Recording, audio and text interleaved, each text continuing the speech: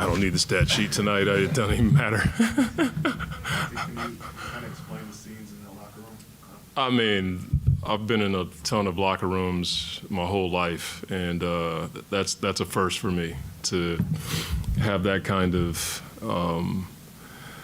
It wasn't relief. It was just like, thank God, finally. And guys were screaming.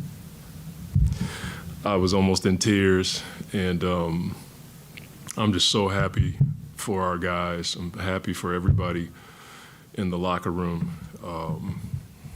Sometimes it just takes a win like that to get things started, and all the situations that our young guys are growing in was pretty cool to be in it and come out on top, even though in the midst of it, if you check my armpits and other places right now, wouldn't.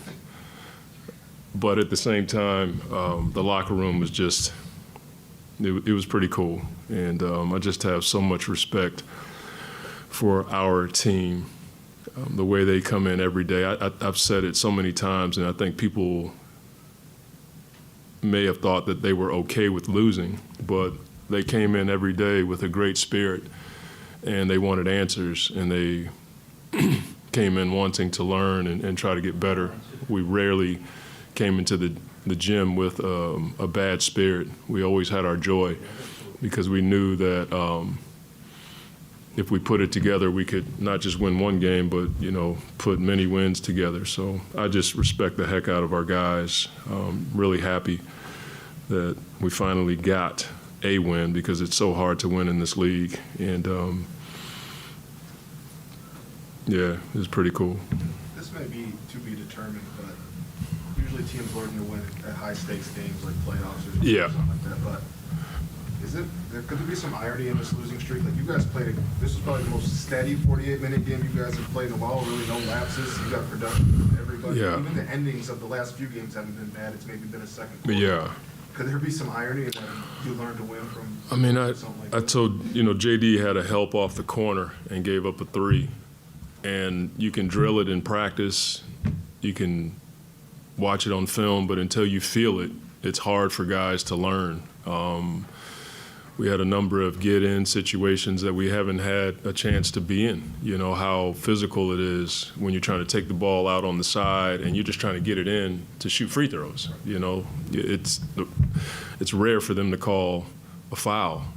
We had the one where they grabbed a bogey, but those situations are invaluable. So to your point, we've had a lot of in-game, in the meat of the game, but rarely have we had that kind of ending where it took that long. But that's, typical of a playoff game. And for us, it is a playoff game. We have to grow in every situation. Coach, how different is practice and team sessions going to feel moving forward after tonight, just with this weight? I don't think we talked about that. Like, we knew coming into this season that we had to grow in a number of areas: the discipline, the habits, the way we practice, and we've done that. We've had really good practices. We just haven't had the consistency in games to win. So I don't think our practices are going to change. I'd be lying if I'd said there wasn't a bit of relief in the building. You're going to feel that for sure, but our guys are understanding. Young guys, 22, 19, 20 years old, playing against seasoned vets. Toronto has a champion in their locker room, and Siakam. You're playing against a lot of experience, and we're learning, how physical the game is, how every possession is important. We saw that in Boston the other night on the road.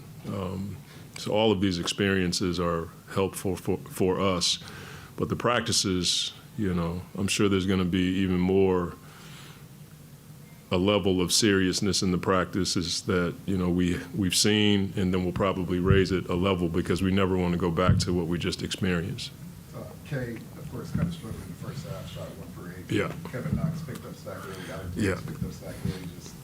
I don't know about when we just see guys kind of step up during the span. Yeah. To get those contributions. I mean, when you're missing Stewie, you're seeing guys like Kay Knox who wasn't even in training camp with us, you know, and now he's called to start and guard Siakam, you know. Cade had a tough first half, but his second half was brilliant. AB has just stayed with it.